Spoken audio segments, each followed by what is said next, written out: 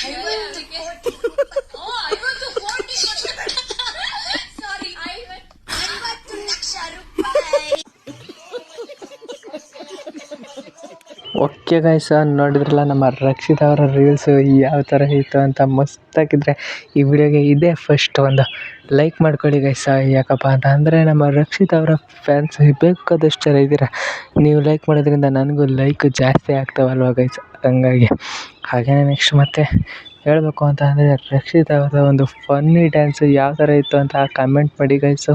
ನಿಮಗೆ ಈ ವಿಡಿಯೋ ಇಷ್ಟ ಆಗಿದ್ದರೆ ನಮ್ಮ ಚಾನಲ್ನ ಸಬ್ಸ್ಕ್ರೈಬ್ ಮಾಡ್ಕೋಬೇಕಂತ ಇದ್ದರೆ ಪ್ಲೀಸ್ ಒಂದು ಸಬ್ಸ್ಕ್ರೈಬ್ನ ಮಾಡ್ಕೊಳ್ಳಿ. ನಮ್ಮ ಒಂದು ಬಿಗ್ ಬಾಸ್ನ ಮುಗಿಯೋದ್ರೊಳಗೆ ನಮ್ಮದು 1,00,000 ಸಬ್ಸ್ಕ್ರೈಬರ್ಸ್ನ ನೀವು ಮಾಡಿಕೊಡ್ಬೇಕಾಗಿ ನನ್ನ ಕಡೆಯಿಂದ ಒಂದು ವಿನಂತಿ ಗೈಸ್. ಈ ಒಂದು ಮುಗ್ಧ ಮನಸ್ಸಿನ ಕನ್ನಡಿಗನ ಕಡೆಯಿಂದ ನಿಮಗೆ ಒಂದು ರಿಕ್ವೆಸ್ಟು ಅಷ್ಟೇ ಗೈಸ್. ಹಾಗೆಯೇ ಗೈಸ್, ನಮ್ಮ ರಕ್ಷಿತ್ ಅವರ ಗೇಮ್ ಪ್ಲೇ ಬಗ್ಗೆ ನಿಮಗೆ ಏನು ಅನಿಸುತ್ತೆ ಅಂತ ಕಮೆಂಟ್ ಮಾಡಿ. ನಮ್ಮ ರಕ್ಷಿತ್ ಅವರು ಸಖತ್ತಾಗಿ ಗೇಮ್ ಪ್ಲೇನ ಮಾಡ್ತಾಯಿದ್ದಾರೆ. ನಾವು ಗಿಲ್ಲಿ ಫ್ಯಾನ್ಸ್ ಆಗಿರೋದ್ರಿಂದ ಗಿಲ್ಲಿಗೆ ಓಟ್ ಹಾಕೋದು.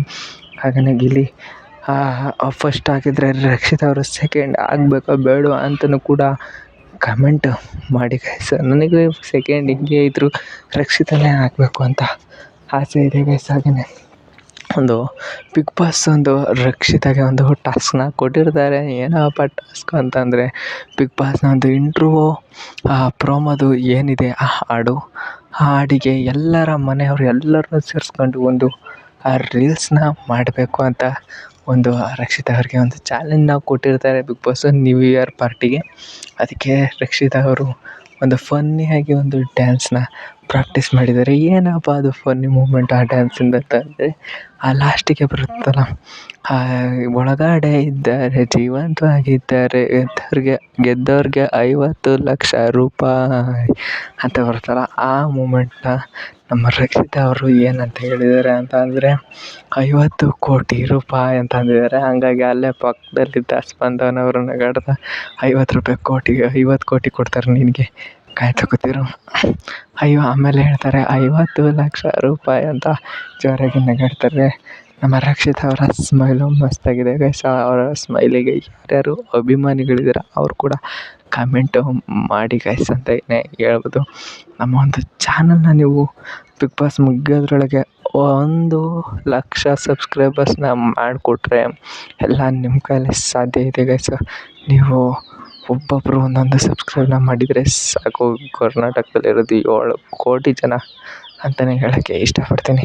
ಅದನ್ನು ಮಾಡಿಕೊಟ್ರೆ ನನ್ನ ಕಡೆಯಿಂದ ನಿಮಗೆ ಒಳ್ಳೊಳ್ಳೆ ಕಂಟೆಂಟ್ಗಳು ಸಿಗ್ತವೆ ಅಂತಲೇ ಹೇಳೋಕ್ಕೆ ಇಷ್ಟಪಡ್ತೀನಿ ಗೈಸ್. ಕನ್ನಡದ ಒಂದು ಗೌರವನ ಒಂದು ಯೂಟ್ಯೂಬ್ ಚಾನಲ್ನ ಹಾಗೆಯೇ ಕನ್ನಡದ ಒಂದು ಕಂಟೆಂಟರ್ಸ್ನ ದೊಡ್ಡ ಮಟ್ಟಿಗೆ ತಗೊಂಡೋಗ್ಬೋದು ಅಂತಲೇ ಹೇಳ್ಬೋದು ಗೈಸ್.